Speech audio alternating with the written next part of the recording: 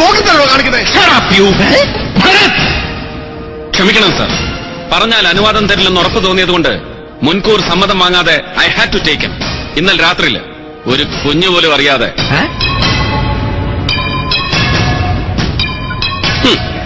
Keep an eye on Rajan Kush.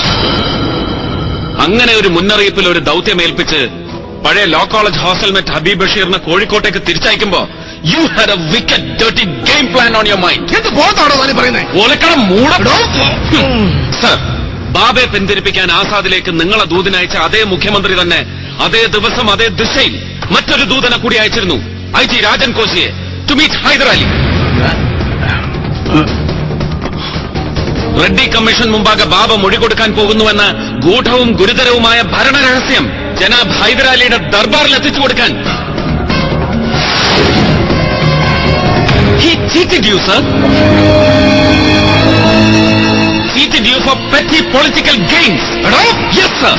ബാബ മൊഴി കൊടുത്താൽ ഹൈദരാലിയും അയാളുടെ ചൊൽപ്പടിയിലുള്ള വർഗീയ പാർട്ടിയും പൊതുജന മധ്യത്തിൽ ഇനിയും തൊലിയിരിക്കപ്പെട്ടാൽ പിന്നെ നിങ്ങളുടെ ഈ നാർന്ന മുഖ്യമന്ത്രി കസേരയും അതിനെ താങ്ങി നിർത്തുന്ന അവിഹിത മുന്നണി ഭരണവും മുള്ളു മൂക്കാതെ മുറ തയ്ക്കാതെ ഗർഭോലസിപ്പോവെന്ന് ഭയന്നിട്ട് മായാനഗരത്തിന്റെയും മലബാർ സീപോർട്ട് കമ്പനിയുടെയും പിന്നെ പൊതുജനത്തിന്റെ കണ്ണിൽ ചുണ്ണാമ്പ് പൂശുന്ന കൊച്ചിയിലെ സോ കോൾഡ് വികസന പദ്ധതികളുടെയും കണക്കിൽ നിങ്ങൾക്ക് കോടികൾ കൊള്ളപ്പണം വാഗ്ദാനം ചെയ്ത് ഡീൽ ഉറപ്പിച്ച ഹൈദരാലി എന്ന പെരുങ്കള്ളന്റെ ഏത് നെറികടനും കുടപിടിക്കാൻ നിങ്ങൾ ബാധ്യതപ്പെട്ടു പോയതുകൊണ്ട്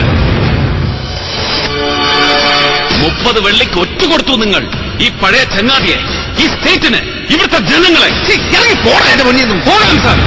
പക്ഷേ ബാബാവധ ഗൂഢാലോചന കേസിലെ ഒന്നാം മാപ്പുസാക്ഷി police I G Rajan Koshi നേരിട്ട് സമക്ഷത്തിൽ ഹാജരായി മൊഴി രേഖപ്പെടുത്തും നാളെ. അതുവരെ ഈ കേസിന്റെ പഴമോ കൊലയോ തൊലിയോ എന്ത് തന്നെയായാലും അത് ഭരത്ചന്ദ്രന്റെ കയ്യിൽ തന്നെ ഉണ്ടാവും, ഭദ്രമായിട്ട്.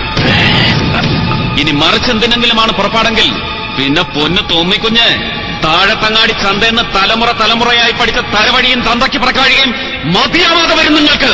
ഒന്ന് പിടിച്ചു നിൽക്കാൻ. You can bloody count on me for that.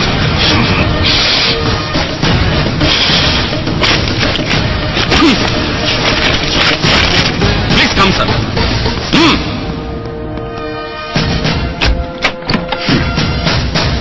Good bye sir. ഞാൻ